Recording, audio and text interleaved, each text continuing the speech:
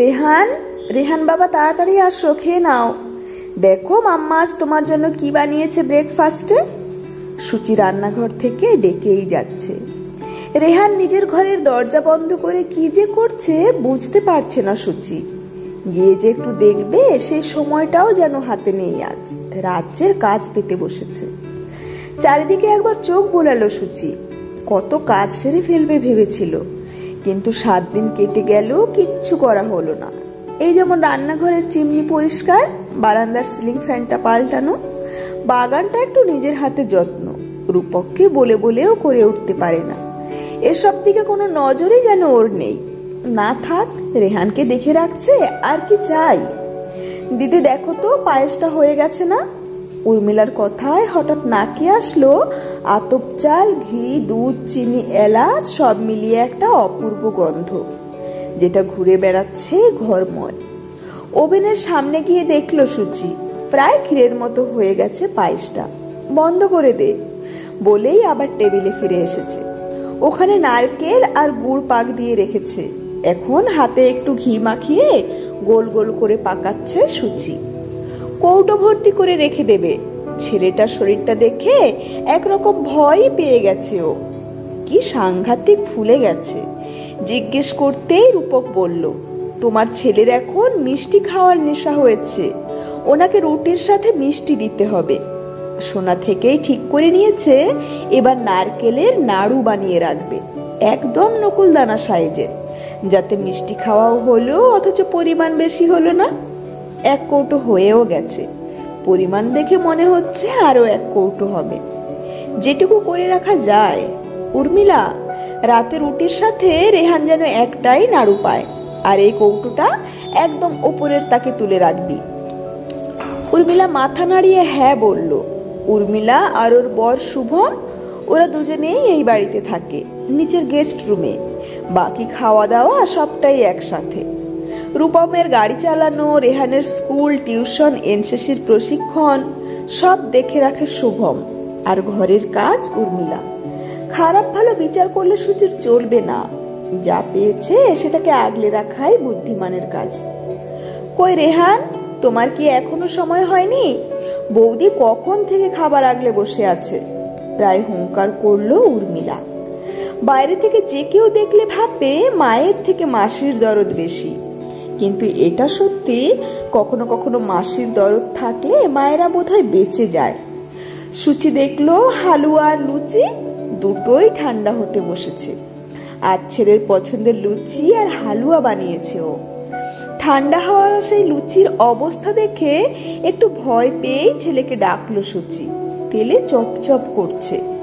রেহান, চিৎকার করলো ঠিকই সুচি, কিন্তু সেই উর্মিলার মতো জোরটা নেই। সন্তানকে ডাকার সময় মায়ের গলার তৎপরতাটা বোধহয় সুচির থেকে উর্মিলার বেশি। সুচির বোধহয় আর মা হওয়া হলো না। মনটা একটু খারাপ লাগছে সুচির, আর সেই জন্যেই প্রায় চিৎকার করে উঠল, রেহান। এমন চিৎকার শুনে পিছন ঘুরে উর্মিলাও তাকালো। বুঝতে পারলো কি এটা ডাক নয়, প্রমাণ করার চেষ্টা। মা বলেই ঘর থেকে ছুটে এলো রেহান। এসে খপ করে তুলে নিল 1 মুঠো নকুলদানা সাইজের নারকেল নাড়ু। রাখো রেহান, এতগুলো খায় না। সুচির কথা মাটিতে পড়ার আগেই ওগুলো রেহানের গালে। চোখ বন্ধ করে চিবোচ্ছে।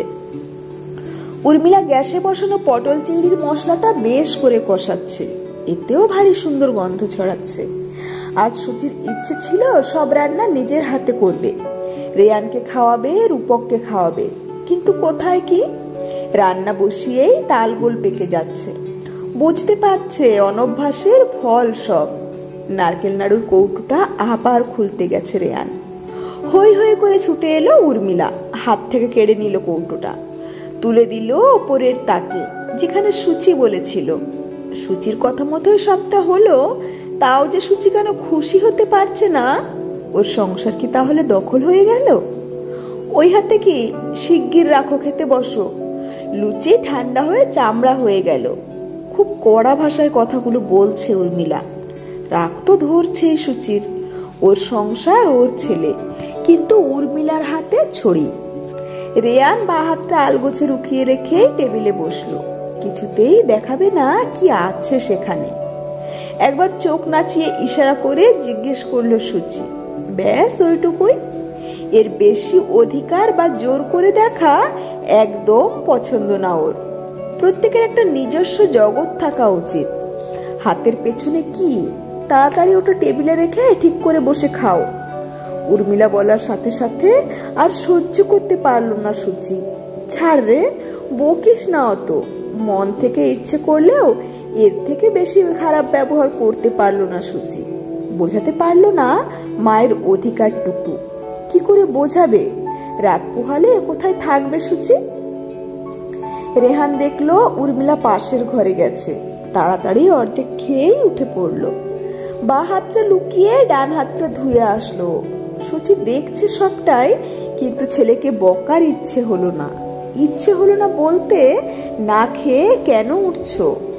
আসলে এই 10 দিনে অনেক ছোট ছোট জিনিস উর্মিলা ওকে চোখে আঙুল দিয়ে দেখিয়েছে মা হওয়া তো সহজ নয়। শিখিয়েছে সংসার মানে ছেলে খেলা নয়। অনেক কিছু নিয়ে ভয় পাচ্ছে সুচি। ছেলেটা দূরে চলে যাচ্ছে না তো? হ্যাপি মাদার্স ডে মা। সুচি আনমনা থেকে সরাসরি তাকালো ছেলের দিকে। দেখছে হাঁটু মুড়ে বসে আছে রেহান মাটিতে, আর সামনে ওর আঁকা একটা ছবি। একজন মহিলা, খাকি পোশাক পরে, মাথায় ইউনিফর্মের টুপি, বুকে লেখা ক্যাপ্টেন সুচি মিশ্র। বুঝতে অসুবিধে হলো না সুচির এটাও। ওকে আঁকার চেষ্টা করেছে রেহান। কি হলো জানে না সুচি। ছবিটার দিকে তাকিয়ে কেঁদে ফেললো। ক্যাপ্টেন সুচির চোখে এই কান্না মানায় না। কাল ভোর রাতে ওকে বেরিয়ে যেতে হবে। কবে দেখা হবে আবার ছেলের সাথে, পরের সাথে জানে না। আদেও দেখা হবে কিনা। এখান থেকে ফিরে একটা কঠিন ট্রেনিং এ যেতে হবে ওকে। তাই তো 10টা দিন চেয়ে বাড়ি এসেছে। ক্যাপ্টেন সুচির চোখে জল। বলতে বলতে রেহান মায়ের মুখটা তুলে ধরলো। মা, আমি মন দিয়ে পড়াশুনো করছি, এনসিসিও। তুমি যাও, আমি আসছি তোমার পেছনে। ছেলের কথা শুনে অবাক হচ্ছে সুচি। বড্ড কষ্ট হয় ছেলেটার, বোঝেও। কিন্তু মুখ ফুটে যেটা বলে সেটা শুধুই এগিয়ে যাওয়ার কথা, থেমে না যাওয়ার কথা, অহংকারের কথা। ছেলেকে দেখছে সুচি। বুকটা ওঠানামা করছে ওর ঘন ঘন। কষ্ট হচ্ছে বাবা? সুচি জিজ্ঞেস করলো খুব সাবধানে। রেহান হেসে বলল, কেন? সুচি কাঁদো গলায় বলল, এই যে আমি কাল চলে যাব। কেন? আমি যেমন আমার মায়ের জন্য ভাবি, চিন্তা করি, তুমি এত করো। মাকে ভালোবাসো, আর তোমার মাকে ভালো রাখতে তোমায় তো যেতে হবে। ছেলের কথায় অবাক হয়ে তাকিয়ে আছে সুচি। আমার মা? রেহান উঠে দাঁড়িয়ে স্যালুট করে বললে, জয় হিন্দ। রেহানকে দেখে আর বসে থাকতে পারল না সুচি। উঠে দাঁড়িয়ে পা মেরে স্যালুট করে বলল, জয় হিন্দ। কখন যে উর্মিলা এসে দাঁড়িয়েছে খেয়াল করেনি ওরা। ও ছলছল চোখে বলল, জয় হিন্দ। কিচ্ছু যায়নি সুচির, সব আছে। ছেলে, সংসার, সব। কাল নিশ্চিন্তে যেতে পারবে ও মায়ের কাছে। সংসার তো উর্মিলা ঠিক সামলে দেবে, কিন্তু ওকে ছাড়া ওর মা যে অচল। চোখ বন্ধ করলো সুচি। পতাকা হাতে নিয়ে পেছনে সবাইকে নিয়ে সুচি এগিয়ে চলেছে। ক্যাপ্টেন সুচি মিশ্র। মায়ের প্রতি দায়িত্ব পালনের সুযোগ সবার হয় না, সুচির হয়েছে। এটাকে এড়িয়ে যাওয়া যাবে না। সংসার, ছেলে সব একদিকে, মা একদিকে। উর্মিলা ভাবতে ভাবতেই ডাকলো সুচি। উর্মিলা ঘুরতেই ওকে জড়িয়ে ধরলো। তারপর বলল, এভাবেই আগলে রাখিস রে ছেলেটাকে। উর্মিলার চোখে জল। বৌদি, এটা তুমি না বললেও করব। তুমি আমাদের জন্য যা করছো, আমি এতটুকু করব না? তুমি তো আমাদের গর্ব গো। বুকে কষ্ট হলেও শান্তি লাগছে সুচির। উর্মিলা আর সুচি দুজন আবেগঘন মুহূর্তে দাঁড়িয়ে, আর রেহান তখন টপাটপ নারকেল নাড়ু গালে ভরছে আর মুখে বলছে, আমার মা বেস্ট, আমার মা বেস্ট। হাসছে উর্মিলা আর সুচিও। মনে পড়লো সুচির কোনো আবেগঘন মুহূর্ত তৈরি হলে ওরাও বলে মেরা ভারত মহান।